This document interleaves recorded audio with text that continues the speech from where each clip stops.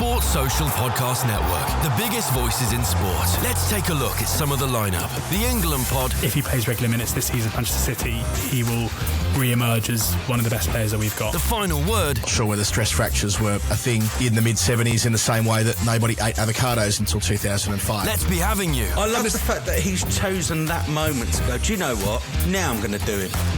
All on Europe's biggest sport podcast network. Find your next favourite sport podcast. Search Sports Social Podcast Network and listen wherever you get your podcasts. Sports Social Podcast Network. Verified comparison at content.sport-social.co.uk/comparison. Find the biggest voices in sports on the Sports Social Podcast Network. Like Not the Top 20 podcast with me, George Ellick. And me, Ali Maxwell. Join us on our podcast about the best football leagues in the world, the EFL. Want football to be like it was back in the day? No VAR and so much drama. Search Not the Top 20 and listen wherever you get your podcasts. Sports Social Podcast Network.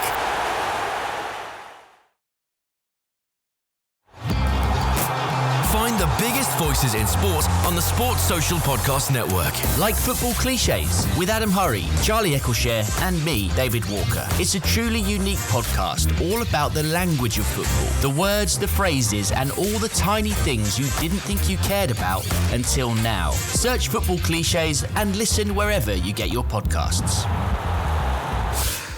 Sports Social Podcast Network.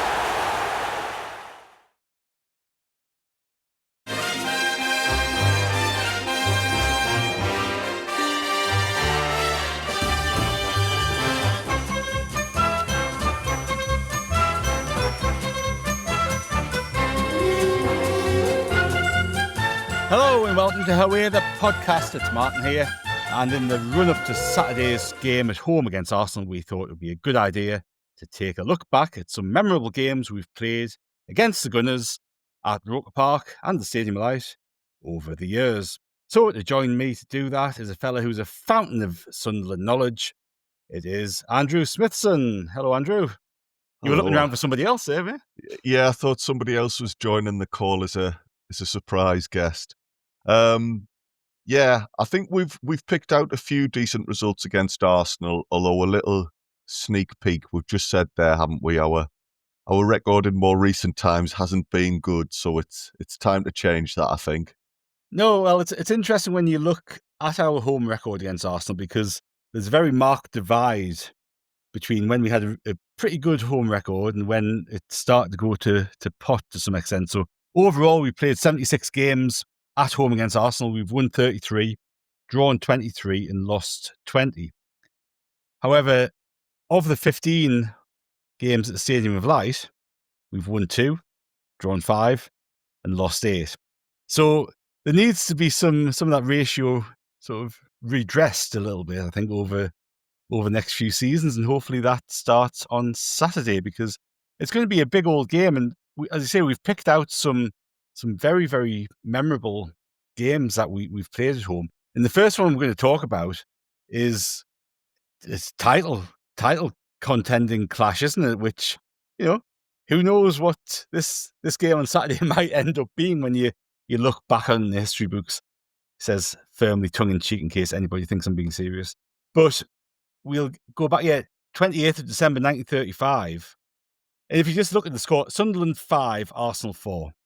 But there's a whole load of context there, Andrew, isn't it, to kind of put to that game, because it was huge.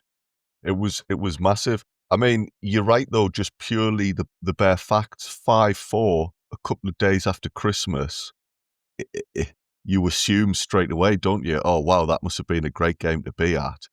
Rob Mason makes a point that had there been more fans around at the time, that game might have been voted the best ever at Roker Park instead of the Manchester City Cup one in the 1973 run. So that shows you just how spectacular this match was.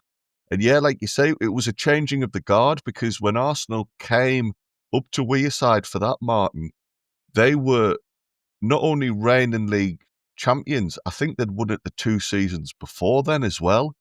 So Arsenal have always been one of the bigger club once they'd established themselves, and they were certainly at that point were top dogs. Sunderland, though, were coming up on the rails. We were already top of the table that year. We maintained our position by beating them 5-4 in this amazing game. And then it was us that at the end of the year wrestled the title out of Arsenal's hands. So it was significant in the push for the title, and you always look, don't you, for moments where maybe the players got an extra bit of belief. And certainly winning in those circumstances against the title holders, I mean, hey, you can't ask for a better confidence boost than that, can you? You certainly can't. And there was 58,773 packed into Roker Park for this one. And we went 2-0 up relatively early on. Bert Davis and Patsy Gallagher got goals after 7 and 18 minutes to put us 2-0 up. Cliff Baston scored a penalty for Arsenal to take it to 2-1. Then before half-time, Rach Carter scores 2, one of them from the spot. And Sunderland go back in at half-time with a 4-1 scoreline. The place must have been going nuts, mustn't it?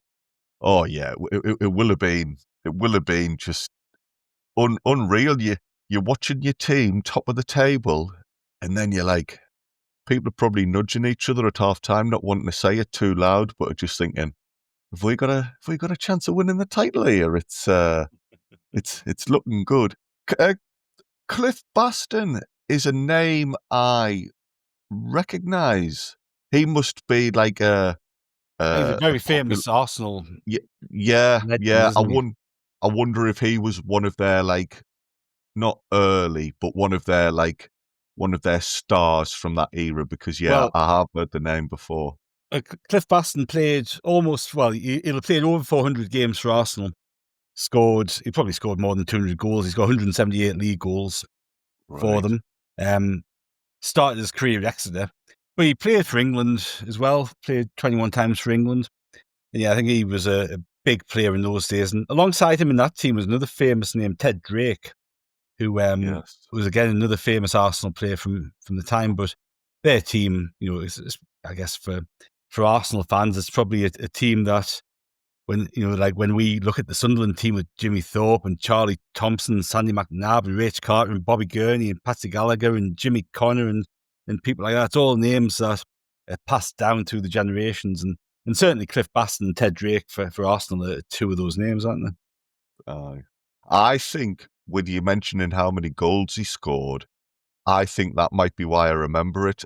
He might have been the player that Ian Wright, top scorer. Do you remember when Ian Wright broke the record and he whipped off his T-shirt and he had a Nike vest on? Yeah, I think that was Cliff Baston he was overtaking. That is. So Baston was Arsenal's all-time top goal scorer from 1939 until 97. Ian Wright took the record off him, and then Thierry Henry subsequently took that off Ian Wright. But no, Ted Drake, who we mentioned just now, he scored a goal just after half-time to make it 4-2. And then Ray Bowden scored for Arsenal as well to make it 4-3.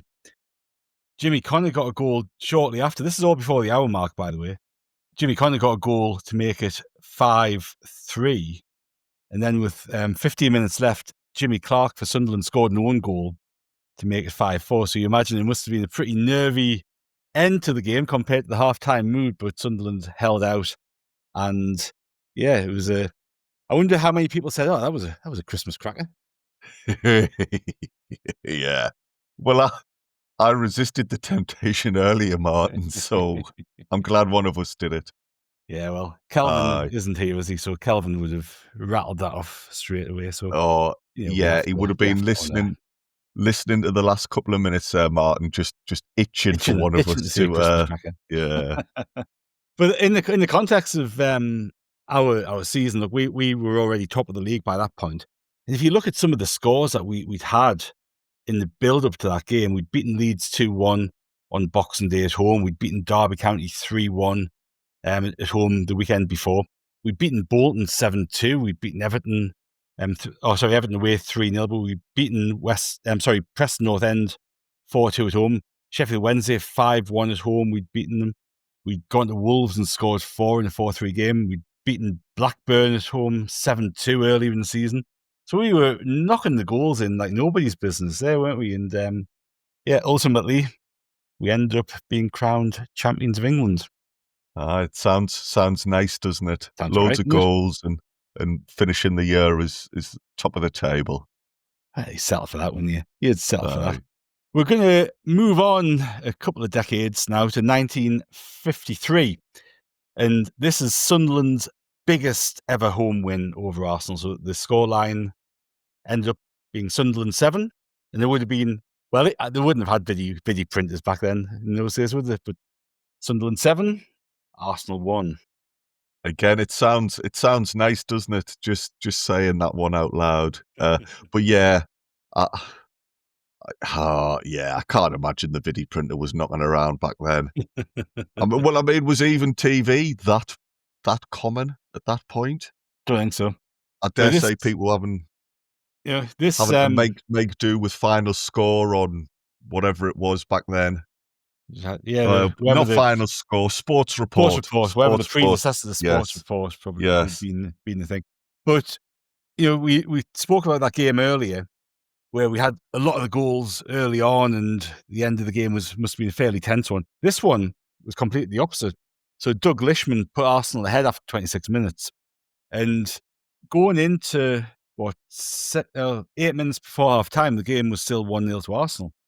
Trevor Ford, who was the most expensive British player at the time, he scored an equaliser for us on 38, and then Billy Elliott scored on 43. So half time, Sunderland go in 2-1. Second half, again, the first period of the second half, there's no goals. So you get to the 67th minute, it's still 2-1 to Sunderland. Between the 20-minute spell between the 68th minute and the 88th, we go goal crazy. Len Shackleton gets one. Trevor Ford gets another.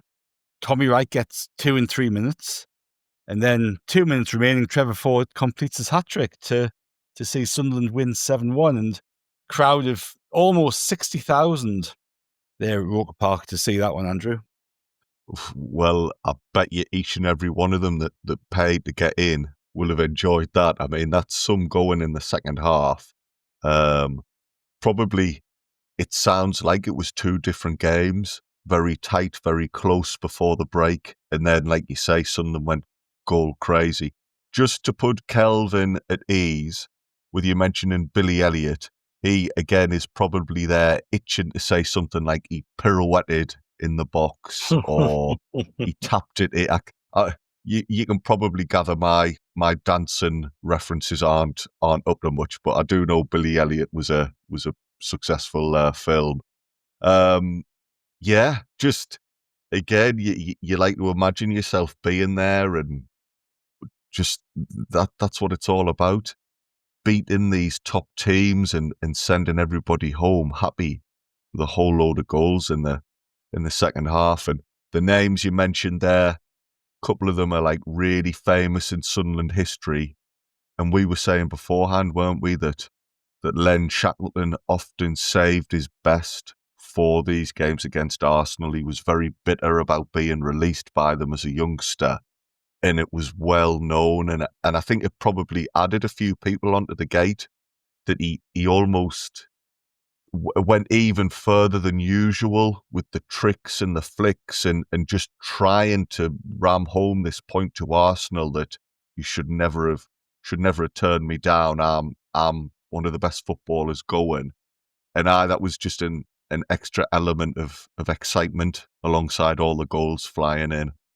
And again, in contrast to the game we talked about previously, this was not in the middle of a good run for Sunderland. This was not a good season for Sunderland. This was our 7th league game of the season. We only had 1 win up to that point. We'd beaten Wolves 3-2 at home. But, we got beat away at Charlton, got beat away at Newcastle. We got beat off Man City at home 5-4 in a game which must have been an entertaining game for any neutrals that were there. But I can't imagine many neutrals would have been there. We got beat away at Wolves, drew away at Cardiff. So this game against Arsenal is a complete anomaly in the season. We took a few heavy defeats. We got beat 6-2 away at Preston. We got beat 5-1 away at Burnley. Towards the end of the season, we had a little bit of form. We won 5-0 at home to Cardiff. Then we beat Arsenal 4-1 away in the return leg. But this season we finished 18th. So it wasn't a good campaign for Sunderland. And Arsenal finished 12th. So, they weren't flying either. Mm-hmm. But, we only won 11 games at home all season and only 3 away. So 14 wins out of 42. And this was by far the best one of them.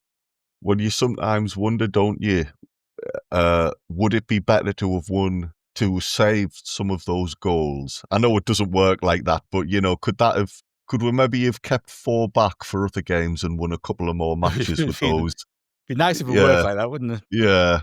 That kind of, though, does emphasise the point that Shackleton perhaps was able to produce even more against Arsenal. I mean, they must have been sick of the sight of us. What was that in total? 11 goals across the 2 games? Yeah. 7, yeah. And that was a feeling in general around that time about the team. They had some real individual quality and some players that could produce magic, but getting them to do it consistently and over the course of a season to the point where it matters and it brings in silverware never quite happened, which is a shame because clearly they were very capable. Although, as you say, Arsenal seem to be having a bit of an off season as well. Although, as I say that, wouldn't that be nice? An off season to be finishing mid-table in the top flight. It's still decent going from them. It's all relative, I guess, isn't it? Yeah, when you look at that sort of stuff. We are going to fast forward a few decades now to a game that I remember vividly. And this was the end of the 1990-91 season. Dennis Smith had got Sunderland back into the top flight. And it'd been a funny season because in some games we'd looked really well acquitted to the Premier League. We'd scored goals. We'd got some good wins under our belt, but we had a bit of an injury crisis in the second half of the season. I remember people like Kieran Brady and Warren Hawke and Anthony Smith and a load of youngsters coming in. David Rush was another who came into the team to try to fill spaces left by people like Marco Gabbiadini, Peter Davenport had to spell out, and others. And Arsenal were a really, really top team at this point, weren't they? George Graham had got them really solid. They had the famous 1-0 to the Arsenal Pet Shop Boys chant going because they were extremely strong defensively and a really robust team. That it's almost like the opposite of what Arsenal became known for subsequently, wasn't, with the lovely, beautiful passing football and attacking football and all that sort of stuff. Graham was a very pragmatic defensive manager. And this team, Andrew, that came to Roker Park now for our last home game of the season, it was really built around a defence of David Seaman, Lee Dixon, Nigel Winterburn, Steve Bold, and Tony Adams, wasn't it? It was, and robust, I think was the word you used, is a polite way of saying, they could look after themselves. And yeah, you're right, that's not the reputation Arsenal have now, but at that time it was a bit of an ongoing joke, the whole 1-0 to the Arsenal and the Arsenal offside trap. They were a brilliant team. They won the title this season, I believe, having won it a couple of years prior with that famous game at Anfield. Well, that's right, because Arsenal won the league with that Michael Thomas goal at Anfield a little while before. It was 2 seasons before, I think, wasn't it? And yes. This Arsenal team really became known for being like that. Is a robust, it's a polite way of describing it. But earlier in the season, they'd had a huge brawl against Man United at Old Trafford, hadn't they? And I think Keith Hackett, who is famously now a voice for whoever you want to call him on social media, commenting on controversial or not controversial refereeing decisions. But he was referee in charge. He only booked Anders Limpar and Nigel Winterburn and got it all sorted out. But subsequently, the FA took action. Or it would have been the Football League took action at the time, wouldn't it? Or the FA, but they deducted points from Arsenal and Manchester United. Arsenal got 2 points taken off them, and Man United got 1 because it was a huge brawl. I think Nigel Winterburn came in. Was this the one Paul Davis headbutted somebody? It was at a different game, but they had a reputation for all of this sort of stuff, and it would I think it was hard for referees to keep them contained, and who knows what they would be like now with current refereeing standards and VAR and all that sort of stuff. But they were a fearsome team, really. They were. I think that incident, it was one of them where, to give a referee his dues, you just have to stand back and let it kind of fizzle out, because how you're expected to be on top of a brawl like that and be able to remember who did what and who deserves a card, it's a big ask. I think famously there was 21 players involved, and one of the teams, their goalkeeper just thought, "Nah, you're all right, boys. I'll leave you to it." It was David Seaman was the only player not to be involved. So I've looked up, and it was Nigel Winterburn made a lunging. So Nigel Winterburn made a lunging tackle on Dennis Irwin, who was challenging Anders Limpar for the ball. Brian McClare and Dennis Irwin retaliated against Winterburn and Limpar. Paul Ince pushed Limpar into the advertising hoardings. Everybody flew in, apart from David Seaman. Tony Adams was praised afterwards for his part in kind of diffusing the situation. Paul Davis was playing, but that was a different incident. That he was he had a lot of controversy for putting a nut on somebody at some point or punching somebody. Yes, Tony Adams was praised subsequently for diffusing it also. So there you go. Well, fair play, Tony. It was in later years that Arsenal and Man United had that big rivalry, and there was a few flashpoints between them. But I remember that, the thing I remember most about it was that was a period, Martin, when I would just pore over the league table every week, and I would remember who was where and how many points they had. And there was always that little asterisk against those two, wasn't there? And at the bottom, Arsenal have been deducted points, Manchester United have been deducted points. So I can't think of many incidents since then that resulted in similar punishments. No, I was trying to rack my brains there, and a lot of the points, or all of the points deductions you get now, are for like financial things off the field, aren't they, and stuff like that. I can't think of another thing in recent memory, anyway, that we're calling almost 40 years ago recent memory. I can't think of anything in the past 4 decades or so that has resulted in something on the field has resulted in a points deduction. No, didn't Borough get the hump because they had points taken off them for cancelling a game? Yeah. So again, it was an admin thing rather than an actual flashpoint on the field. Aye. But yeah, that it just shows, though, doesn't it, that Arsenal were a strong physical team. They were very capable as well. But on that day, we matched them. We did well, didn't we? We did. And this was it's our last home game of the season. I think we all knew that ideally Sunderland needed to win to stay up. We were down at the bottom of the table with Luton were down there, weren't they? Yes. And Derby were down there.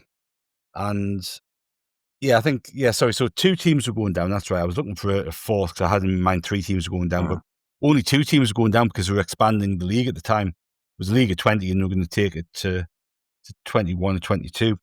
But we'd gone to Luton a couple of weekends before and beaten them 2-1. We'd played our next home game at home to Wimbledon and drew 0-0. And I think, did Bally get sent off in that game? Yes, Kevin Ball got sent off just before half time in that game. So we played the second half of that game with 10 men. So we come to this game at home to Arsenal. And it's a huge ask. team down the bottom of the table, playing against, I think they'd already been crowned champions by the time they got to Roker Park. This was a game that was live on ITV. It was broadcast live to the country. And in those days, there was one game. It was the match, wasn't it? Broadcast live on a Sunday afternoon. That was the one game that was broadcast throughout the country. So it was a big deal being on TV, being the broadcast game, wasn't it? It was Brian Moore, I think, and Jimmy Greaves were the commentators. And at Roker Park on the clock stand, you had this, scaffold. Well, who knows what it was. It wouldn't pass health and safety standards of today, I don't suspect. But on top of the clock stand, there was a TV gantry. And I remember, I was in the clock stand seats. The main stand seats on at the Roker end. And you could see opposite Jimmy Greaves standing there, and it was awful weather. It was May, and it was an awful, awful day. And as Sunderland fans, it was probably a good game to watch because we went to them. We gave them a really good game. I remember Gary Howe was coming really close to getting the goal.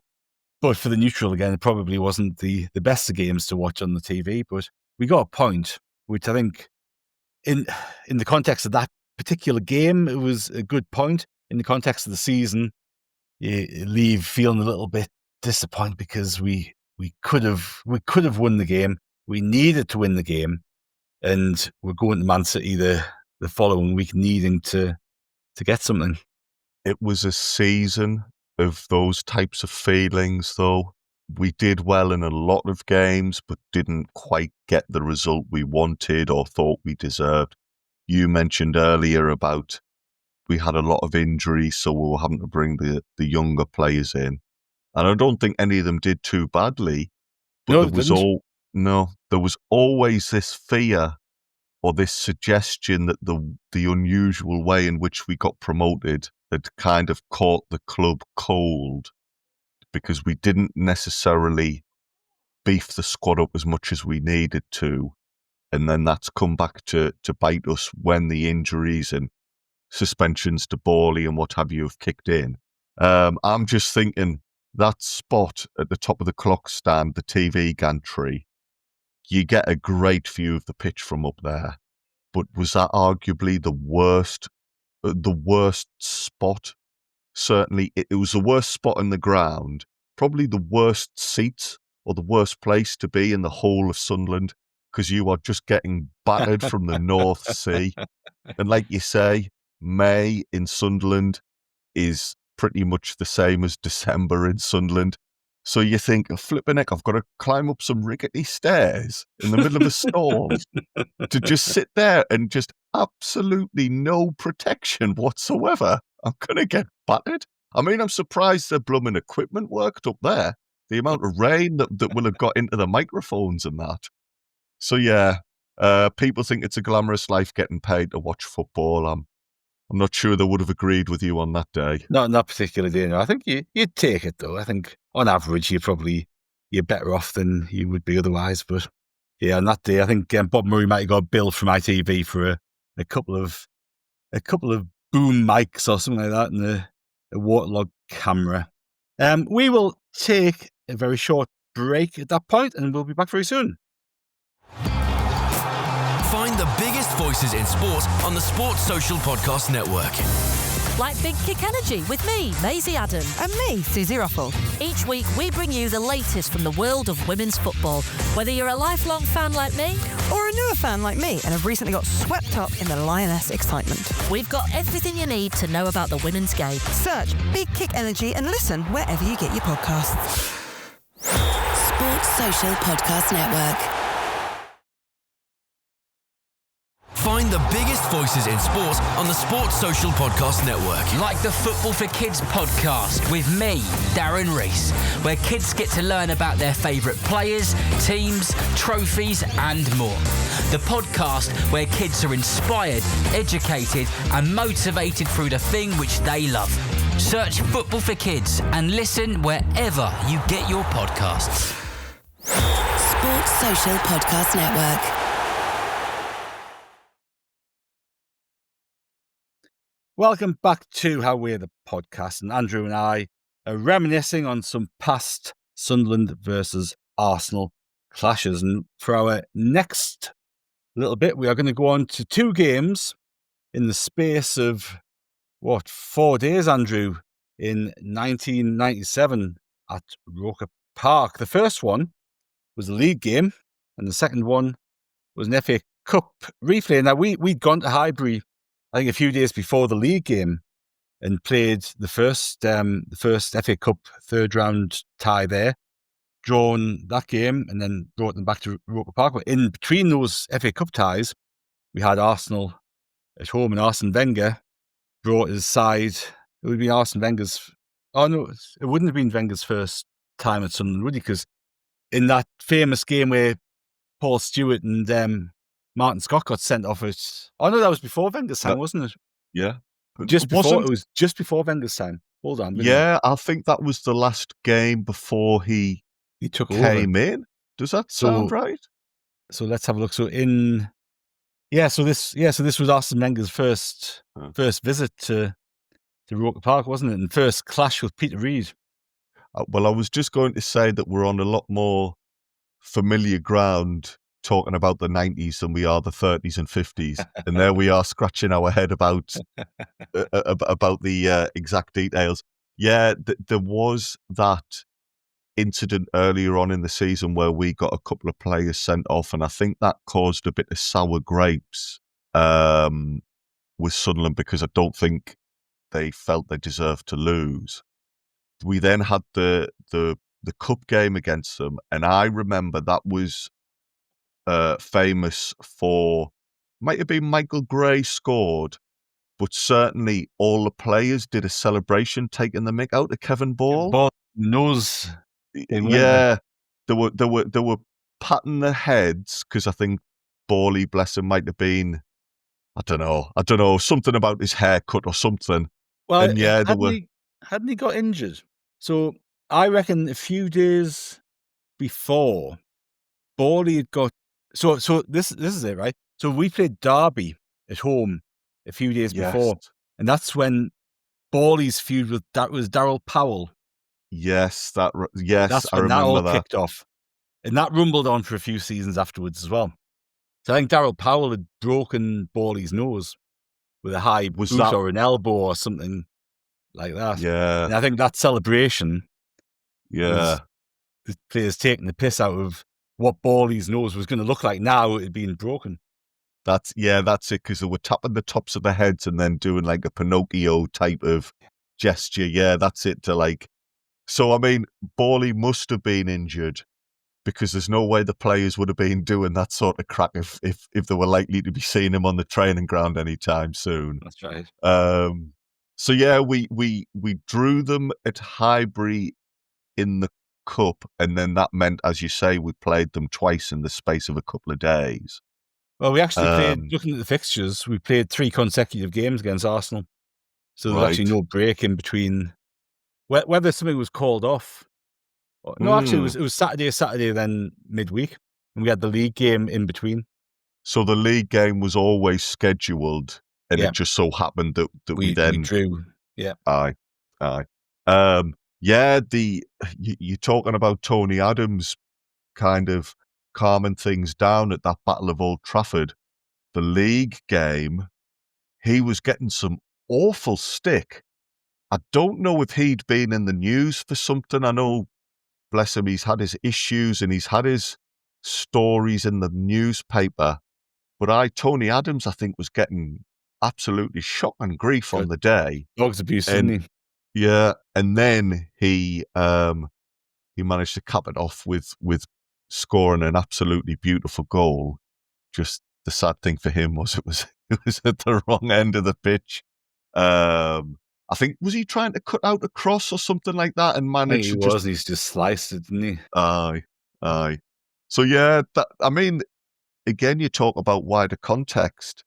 That was a good result for Sunderland to win at home in the league against Arsenal. That's good going. Exceptionally good result. And the funny thing about this game was, although we kind of said the George Graham team could be a bit dirty and play on the edges of the rules and all that sort of stuff, it was unlike what came before. Arsene Wenger's team could bloody mix it and throw tackles in. And if you look at this game, David Platt was booked after a couple of minutes. John Hartson was booked midway through the first half. Martin Keown was booked just before half-time. Tony Adams was booked a few minutes after he scored the own goal. Nigel Winterburn was booked shortly after that. Dennis Bergkamp had been sent off in the first half for an awful tackle on Paul Bracewell. Yes. He got a straight red. Yes. So we played the majority of the game against 10 men.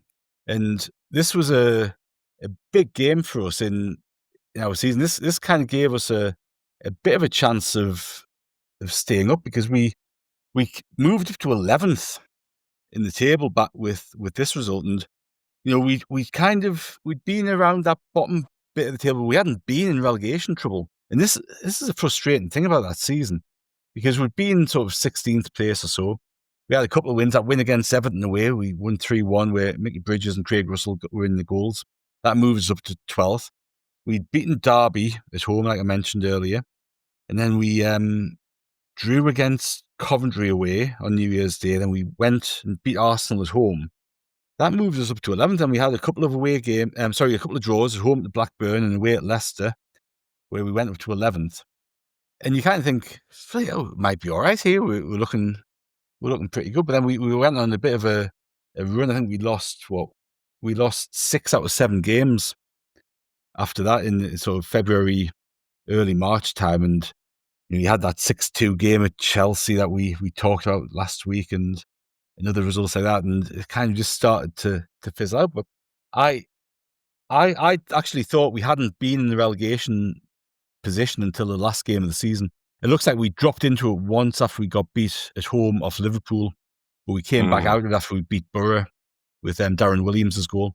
But this was a result that you kind of think, we're onto something here. We can build on this. A couple of signings, and we could be looking up rather than down. But it fizzled out, unfortunately. But that particular game didn't. We won that 1-0. Then Dennis Bergkamp had seen red for that awful tackle on Paul Bracewell. 3 or 4 days later, Arsenal come back to Roker Park, and we see the other side of Dennis Bergkamp in this game, don't we, unfortunately? Yeah, it was a nice turn, and then didn't he kind of like dig out a shot from like the D that like just completely bamboozled the Fulwell Perez. end, wasn't it? And yeah. It was one of those rare ones. I was in the Fulwell end on this game. It's one of those rare ones that people, there's a moment where you're going, what have we just seen? And then there's a like ripple of applause, because it was just, we've just seen something brilliant there. Yeah. And that happened with that Bergkamp goal. Yeah. I'll point out, I wasn't applauding because I'm a real sour, absolute sore loser. I will have been fuming about it. Neither was I. I'll have to say so. I am very much like you in that respect, but other more fair-minded, more sportsman-like people were. Yeah. Well, a couple of months earlier, you're talking to somebody who, when Cantona scored that chip after that famous goal, again, I have vivid memories of me standing up at Old Trafford shouting and complaining, and then feeling very stupid when I looked around and everybody else was like going, yeah, fair play, it's a canny goal. So yeah, I've got form for it. But I remember after he scored the goal, he ran towards a clock stand and he did this horrible celebration where he was laughing but had his hand in front of his mouth. Yeah. And I was trying to remember, what was the story there? There was obviously a bit of needle. And of course, it was because he'd been sent off for a horror tackle. He was getting dogs abuse before the goal. Yeah. Obviously, the suspension hadn't kicked in. So that's why he's then taken the mick with his celebration. So frustrating, but as a moment of skill, it was fantastic, and it showed what a good result it was at the weekend to beat Arsenal, because they were a class act. No, that's right. And the other notable thing with this is that, again, if you consider a parallel to today, where you've got FA Cup games and league games in such close proximity, Arsenal only made one change from the side that played the league game and that was a lad called Stephen Hughes, who was a midfield player coming in for John Hartson. And it was Stephen Hughes who got the second goal, 65 minutes to make it 2-0. But, Arsenal Arsenal made one change to their side. I'm looking through our side now, and I think Paul Bracewell missed out because of the tackle by Bergkamp. And there's an irony there, isn't there, that the player who committed the offence and got sent off a few days earlier is on the field to score a decisive goal. The player who he injured is, of course, unavailable. That's another thing there. So Craig Russell had come in for Paul Bracewell for us, but we only made one change as well. So it just goes to show, even at that point, if you're kind of looking at where you can pinpoint the demise of the FA Cup, I think you'll go to when Man United went to Brazil rather than compete in the third round a year or two later as the tipping point there. But both Sunderland and Arsenal were still taking the FA Cup as a key competition. It was one of those classic cup nights under the lights at Roker Park. The atmosphere was electric before that Arsenal goal. So yeah, the cup was massive then. And like you, it's bittersweet looking back on that season because we were a good team and we did have some good results. I think we beat a few of the top sides at Roker Park, and then we just ran out of legs in the last few weeks, and a bit of a shame. I think the team probably were good enough to have stayed up that year. Oh, they were. And you never know how things would have transpired. It's impossible to do so. But I always think with that season, you can look back on it and go, well, if we hadn't got relegated, we wouldn't have had those 2 seasons under Reid at the Stadium Light where Quinn Phillips would go nuts. Kevin Phillips probably doesn't come to Sunderland in the Premier League. So it's all of those little moments that you kind of go, well, actually, in hindsight, you can kind of accept that because of what happened subsequently. But at the time, again, we could have been bloody champions of the league next year, couldn't we? So you wouldn't be going, it was good that we got relegated. That was fine. We needed at the time you need somebody to quantum leap into your body and just say, don't worry, it will come good. Everything will be you all will right. get over this. Yeah, you will get over this relegation. But yeah, at the time it could have gone in so many different directions. We'll never know, sadly.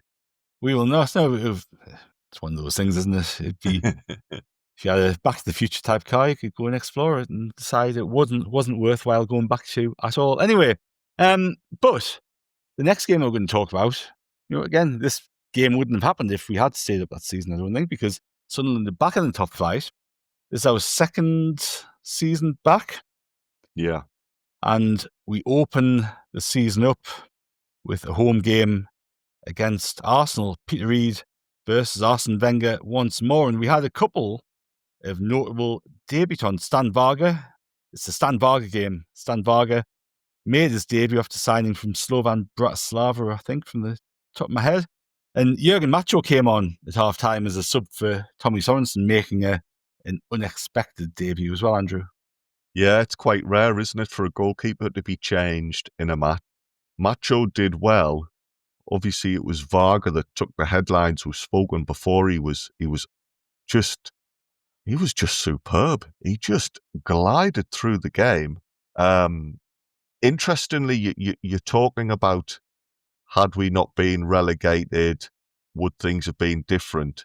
This game, I remember, as being the opening of the North Stand extension.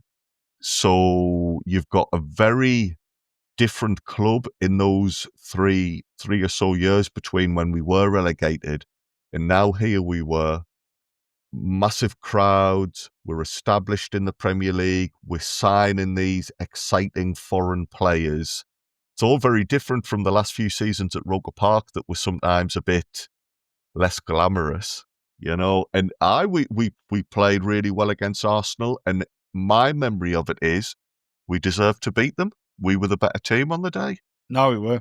And we had a few good games against Arsenal in this sort of period, didn't we? But this game with Varga, and I've questioned myself in terms of my own recollection of Stan Varga's performance in this game, because in my mind, he was just unbelievable. Absolutely the epitome of what you would want a new centre-half to be like. as you can imagine, in this sort of game against Arsenal, you got Thierry Henry, Carnu playing, Freddie Ljungberg, people like that. He's up against some stiff competition, coming into English football for the first time. And he was majestic. He was magnificent. He could pass. I remember him pinging bloody 70-yard passes to feet and to Quinny's head. He was intercepting things. He was strong in the air. He looked fast, which for people who saw Stan Varga play 4 or 5 years later seems a ridiculous thing to say, but he was fast. He had legs that went out like pretty telescopic arms to sweep the ball around. He was just superb. And alongside Paul Butler at the heart of the defence, he kept Arsenal at bay. And Niall Quinn got a goal, 10 minutes so, just before 10-minute mark into the second half. Header, and again, Quinny celebrated against his old club. There was no fear of him not celebrating a goal against Arsenal. And this was a really well-deserved victory and a great way to start the season off. And of course, everybody will remember it was Patrick Vieira elbowing Darren Williams, wasn't it? Who'd come on as sub for Eric Roy in midfield. And Williams got Vieira's elbow. Vieira trying to shrug him off, I guess, after Darren Williams was kind of chasing him down later on in the game. But Vieira saw red, and Arsene Wenger wasn't happy with that, as Arsene Wenger was rarely happy with many things at Stadium of Light. Well, even though it was August, I dare say Wenger was wearing one of those full-length zip-up puffer jackets that he always liked to wear. I've just got this image of him just stood on the touchline, arms out, looking furious. There was a lot of flashpoints around then against Arsenal. I seem to think it wasn't just the Vieira incident. I think there was other bits and pieces. There was a few, wasn't there? Yeah. I would love to have known what Varga was thinking at the time as he's, pinging the ball left, right, and centre and doing all of these things. Is even he surprised at how easy the Premier League is then, or is he thinking, well, I didn't realise I was the best player in the world? And then a few days later, it didn't pan out quite as easily for him. I don't know if you remember the season before. We'd lost to Chelsea heavily on the opening day of the season. Yeah. We then beat Watford midweek. I think Watford had come up with us. We then had a 0-0 draw the following weekend at the stadium against Arsenal. And that was quite important. People were panicking, maybe, we're going to struggle, having lost so heavily to Chelsea, or we're going to struggle against the established teams. So getting that draw was important for us. That was quite significant. It kind of reminded the players that they were good enough. And then the following season, we've now bedded ourselves into the Premier League. We now feel good about ourselves to the point where on the opening day of the season, we feel confident of our chances of beating a top quality side. It was good days. Like I said, we were able to extend the stadium, so the mood around the place was good. And you want that. You want to be competing against the big teams at home and giving them a proper game, not just rolling over and letting them win comfortably. So good times that. Oh, it was. And, I said Arsene Wenger was often not very happy at the stadium. He wasn't in this period of time because him and Reid seemed to have a bit of a battle as well, didn't they? So there always seemed to be an edge about those games with Arsenal. Obviously, in the subsequent 16 years after that, he enjoyed many happy days at the stadium, right? Unfortunately, but that Reid and Wenger battle just added an extra sort of dimension to those games too. But and again, for people of our sort of generation, like I always look at like Arsenal, Manchester United, and Liverpool as being the top teams, and that's regardless of how many titles Man City have won and all that sort of stuff, how many titles Chelsea have won. So I remember playing both of those in the second division. I remember watching us play them in the second tier and us beating them beating us, and us being very similar clubs at the time. But in my lifetime, Arsenal, Liverpool, Manchester United have always been up there. And it's just got the feeling of a big game, hasn't it? It has this Saturday as well. It's, I think really for us, this season, it's the first big Premier League game it's got that different feeling, hasn't it? Yeah, it does. There has always been an aura around Arsenal. I think going back to the Highbury days, the players all used to love that like famous marble entrance into the ground. You know, in an era when not all football stadiums were that nice. Actually, some of them could be dumps. And there you go to Arsenal, and it's this beautifully presented ground, and just little daft things. Whenever I hear people in the media, they always talk about Arsenal as oh, the staff look after you. You know, the press rooms are well appointed. You get good bait afterwards. Do you know what I mean? Just everything about Arsenal is of like a classy establishment. I know at the moment Arteta has a bit of a reputation for whinging, but as an institution, there's this luster around them. Annoying as that is, you know, you always wish it was. You wish it was us. You wish Sunderland was seen of like that, but Arsenal are just so established, not just in England but in Europe as well. No, that's right. And you look at the modern day Arsenal, how they've done the statues around the Emirates of former players and stuff like that. I think it's superb, and I think that's something we should do at Stadium of Light. You look back at the very early days, they were, before they even moved to Highbury, they played it was the Manor ground, I think. Obviously, Oxford had a ground called the same, but they had Arsenal played at the Manor ground, and they were the first club in the country to have a proper cop behind the goal. Right. So they kind of set different standards for football grounds and how football grounds were built and all that sort of stuff. So I think they've always been a club to admire, whether it's begrudgingly or not. They're a proper, as you say, it's an institution of a football club, isn't it? But yeah, no, they're a good club. And again, it's got a different. I think it's just got a different feel when you play one of those really. This is one of the country's top clubs, aren't they? One of Europe's top clubs. We will take a very short break there. We'll be back very soon to look at a couple of more recent games at the Stadium of Light. We will see you very soon. Find the biggest voices in sport on the Sports Social Podcast Network. Like us, Under the Cosh. What is Under the Cosh? It's stories from behind the scenes, from the changing room, and it's raw, unfiltered, unsanitised, and straight from the horse's mouth. From the good old days. And the new series is out now. Who've we got, John? Matt Clattenburg. Yes. David Bentley. And many, many more. So search Under the Cosh and listen wherever you get your podcasts. Sports Social Podcast Network.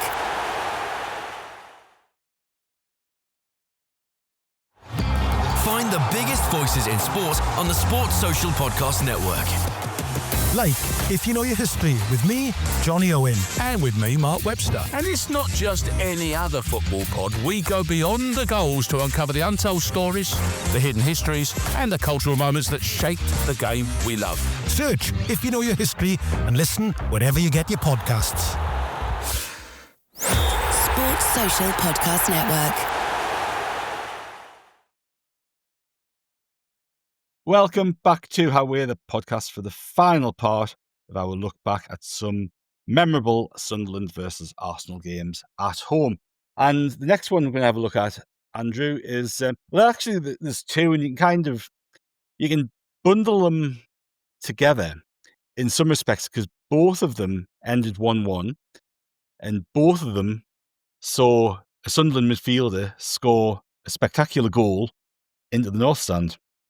Yeah, those are my abiding memories of the two games, Martin. Just fantastic goals.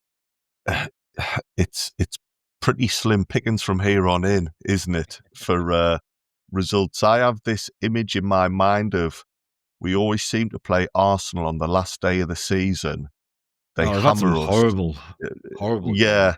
This might have actually only happened in reality once or twice, but I just have this thing where we're playing Arsenal at home, last game of the season. We've been relegated. Yeah, we've probably been relegated, and Arsenal just play so brilliantly that they get applauded off the pitch, and everyone's like, yeah, that's why we're no longer in the Premier League. We can't live with that. Like I say, whether that actually happened as often as I think it did, I don't know. But these were two games. They were a few years apart. In fact, we must have been relegated in between a couple of times. But yeah, really good goal from Stefan Schwarz to draw 1-1 in, I've got that as 2001. It was that 2001, right? that's right, yeah. Yeah. And then the same month, I think they were both in October 2008, quite a special moment for Grant Ledbetter because he scored a fantastic goal. And then as he ran away to celebrate, he kind of paid tribute to his father who'd passed away. So it was a touching moment as well as a moment of excellent skill. It certainly was. And that game in 2001, if you look at the team that lined up for us that day, it's a strong side. And Arsenal obviously had a team that was stars as well. But this was kind of the point where, even though we had on paper the likes of Phillips, Stefan Schwarz, Julio Arca, Tommy Sorensen, Stan Varga was in the team there, Emerson Tome, Jody Craddock, Gavin McCann, who was a solid player for us at that point. This is when we kind of started, we had Bernd Haas, who we've talked about previously, coming inside. Jason McAtee was coming inside. So you kind of, on that bit there, Quinny was kind of on his way out a little bit, and it was a transitionary period, I think, for Peter Reid's Sunderland, which we kind of know how that transition kind of ended up. On the Arsenal side, you still had Vieira in the team, Sol Campbell was in the team, Keown was still knocking about, Ray Parler, Lundberg, Wiltord, Carnu, and Van Bronckhorst was in. Perez was on the bench, Henri was on the bench, Bergkamp was still knocking about, he was on the bench. You had a range of great players. Carnu had scored just before half-time to put Arsenal 1-0 up. Schwartz's goal was beautiful. I think we had the ball on the left-hand side, and I think Arsenal had kind of made a mess of a clearance, but it just fell to Schwarz, and I think he took a touch. He took a touch to knock it up in the air, and he just lobbed it perfectly over Richard Wright, who was in goal, and into the top corner, and again, against his former club. The interesting bit with this game as well, Arsenal had a chance to win it with about 20 minutes left. Arsenal got a penalty, and they were kicking towards what is now the Roker end. And Patrick Vieira had a penalty facing Thomas Sorensen, blazed it over the bar. And that became a quiz question, or that type of incident became a quiz question, because wasn't it until John McLaughlin saved a penalty at home that a Sunderland goalkeeper hadn't saved a penalty at the stadium? And I think the last one had been Tony Norman against Chelsea in 1989 or something like that. Oh. So we'd gone all of this time. So actually, a player missing a penalty at home, an opposition player missing a penalty at home, was a very unusual occurrence. Yeah, Sorensen never saved one at home for us, but he obviously saved a very famous one away. But on this occasion, he watched it sail over his bar, and we were ecstatically happy. We will have been. The reason I say we will have been is, as I mentioned earlier, I've got no recollection of this. And yet, it's like you say, it was such a rare occurrence. I think Stuart Downing had one as well, where it was more like a conversion in rugby than it was a penalty attempt. But yeah, our record of saving penalties, I mean, that is crazy to have gone that long without a goalkeeper actually denying somebody from the spot. It's remarkable. You made a good point there about how this was the time when things were just starting to go a little bit awry for Reid. So we've talked there about the August 2000 game where Varga had an absolute stormer. Then by October 2001, so just a little over a year later, things are starting to change. The first two seasons back in the Premier League were fantastic. The second two, it was going the other way. And yeah, I remember the Schwarz goal. I seem to remember the team being really good that day, but I just wonder, had I been a bit more switched on at the time, would I have been a bit concerned by that point? Were the signs starting to come that yeah, Sunderland are in a bit of trouble here? I don't know. Maybe it didn't quite work out like that. But yeah, those last two seasons under Reid, things weren't quite as enjoyable. No, they weren't. I think Don Hutchinson's departure had a lot to do with that, didn't it? But the Arsenal 1-1 game where Ledbetter scored. Grant Ledbetter, I hadn't realised how close these goals were. Ledbetter had scored to put us 1-0 up with 4 minutes left. And at that point, he must think, I've won the game. And obviously, as you mentioned, it's a really emotional moment from brilliant goal. But Cesc Fabregas got a last-minute equaliser. But again, you're looking through the sides there. This was Roy Keane's team, Craig Gordon, Pascal Chimbonda, George McCartney, Dwight York, Anton Ferdinand, Danny Collins, Steve Malbranque, Dean Whitehead, Cisse, Kieran Richardson, Andy Reid. Ledbetter came off the bench only a minute before to replace Dwight York. So this was one of his first touches in the game to put that away. So, you can imagine the emotion there. We made a couple of subs after Daryl Murphy came on. Cisse. Chopra came on for Steve Malbranque, which is a really strange sub with 3 minutes left after you've just scored to go in front. I'll bring on a striker for midfield play.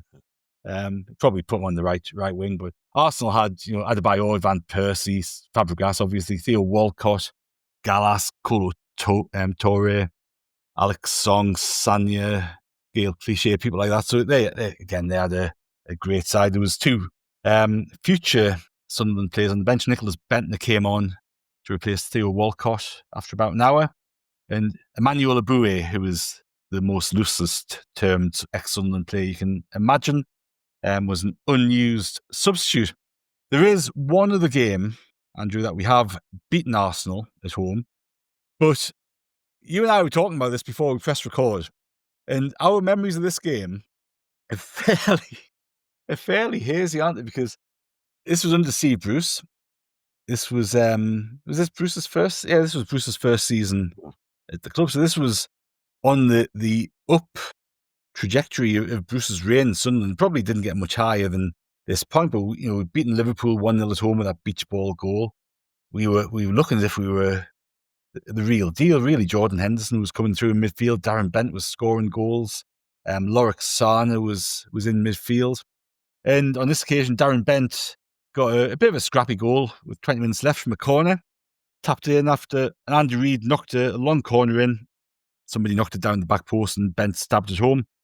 Manuel Almunia was in goal for Arsenal. Again, they had Fabregas, Gallas, Riziki, Samir Nasri. Aaron Ramsey was in the team there again. Vito Manoni was an unused sub for Arsenal on that day. But a big win, but neither of us can really remember much about it. Although both of us were in the ground for the game. Yeah.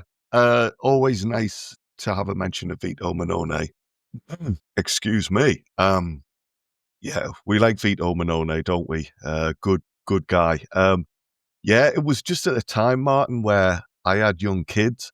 So a match day for me was leaving the house as late as possible, sprinting up to the ground, watching the game, and then as soon as the full-time whistle went, running back home to get back on with the dad duties. So games around that point, or that's my excuse anyway, I probably didn't get to savor them as much and remember the moments. I can think of match days for me, which started hours before kickoff and you don't get home for hours later. And then you watch Match of the Day and then you watch Sunday Supplement or whatever. Around that time, there was no spare time to be rewatching games that you'd been to. It was just like, yeah, you got a couple of hours out of the house and be grateful for it. Then get back into the madness of trying to bring up kids, That's right. But hey, on paper, cracking result. And am I right in saying that we were flying in those first few months under Bruce? Were we doing all right? Well, that win kept us in 8th position. We kind of spent the season 6th, 7th, 8th place up until that point. So this game kind of built on a few decent wins. We'd beaten Wolves 5-2 at home. We'd beaten Hull 4-1 at home. We'd beaten Blackburn 2-1 at home. We obviously beaten Liverpool 1-0 with the beach ball goal. We'd drawn the next game at home to West Ham 2-2. We'd gone 2-0 down, then we came back to 2-2. Andy Reid and Richardson scored. The week before this Arsenal game, we got into Tottenham and got beat 2-0 down at White Hart Lane, but then we came back up to the Stadium of Light. And that was the game where Craig Gordon got injured by Defoe, so Martin Fulop was in goal for this Arsenal game.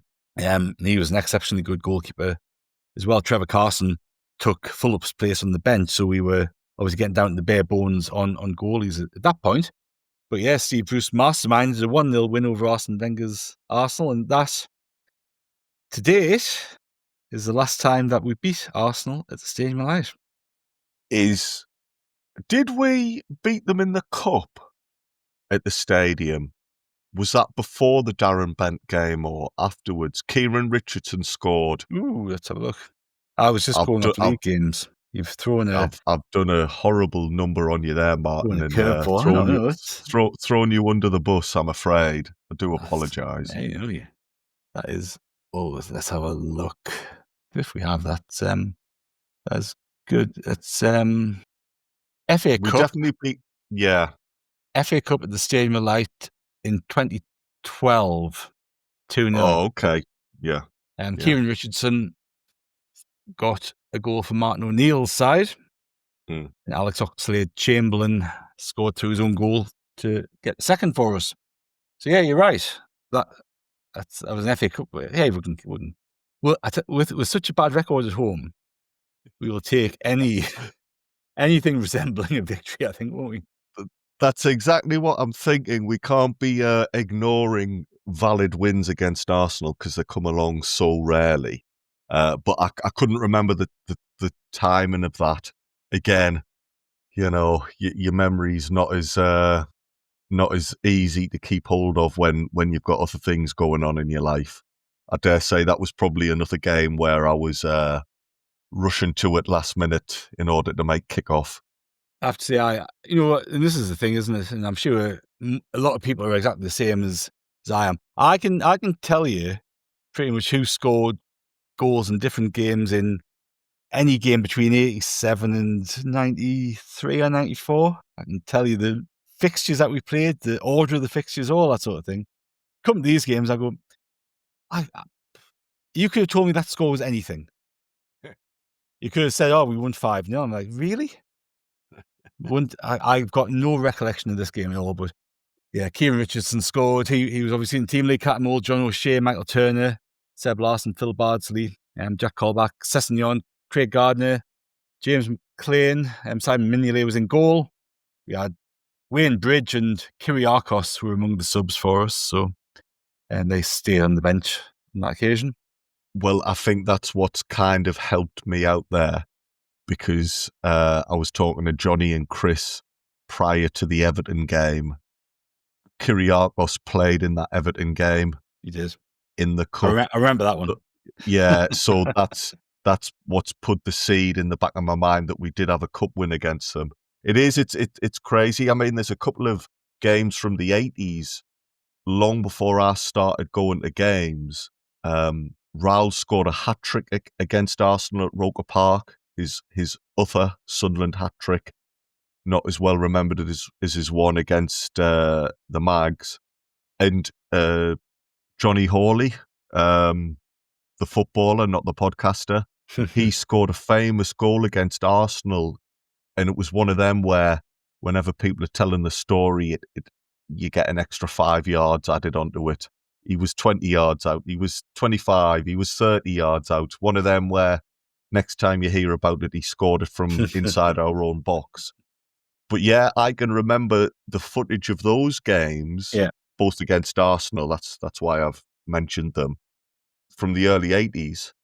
I can recall those incidents having not even been present for them better than I can more recent games. It's a queer thing. It certainly is. There'll be some science into it, but what it is beyond me. But yeah, there's so many games where you can pick out when you look through the results that we've got against Arsenal. There was a spell really early on where we seemed to win a number of home games 5-1 against them, or 4-1 and 6-2. We put a load of goals past them. Very entertaining games in the early days. And as you say, once you get into the latter stages of our history with them, the pickings become more slim, but hopefully we will start to rectify that on Saturday. course we will, Martin. There's no doubt in my mind. Whether I remember it later down the line or not, that's a different matter. Well, I think we'll all remember this season, just given that it's such a different season so far, isn't it? It's such a contrast to what we've experienced and had to try to forget over the past few seasons. So to have this one, if we get a good result against Arsenal on Saturday, I would say a draw or a win would be an exceptionally good result. I think it'll be one that we remember for a while. Yeah. I think, I'm just thinking there. I mean, what a mad thing to be saying to yourself. Would you be happy with a point? Of course we would. You know, I don't know what I'm on about. I can't believe I'm now thinking, we've had a good start of the season. Should we be expecting to beat Arsenal? Dear me, I'm getting a bit ahead of myself. The question you need to ask yourself is, would Granit Xhaka settle for a point? Yes, well, exactly. Yeah. I Granit don't think would Granit... not. No, he would not settle for a point under any circumstances, never mind against his former team. No, that's right. Hey, I think that's a very good point to leave it, Andrew. So thank you very much for joining me today. Thank you. As always, I've loved it. Good fun. Excellent. And we will be back with some more preview of Saturday's clash against Arsenal tomorrow on How We're the Podcast. And don't forget to visit rokerreport.sbnation.com for all of your content leading up to the game as well. But until then, it's goodbye from us.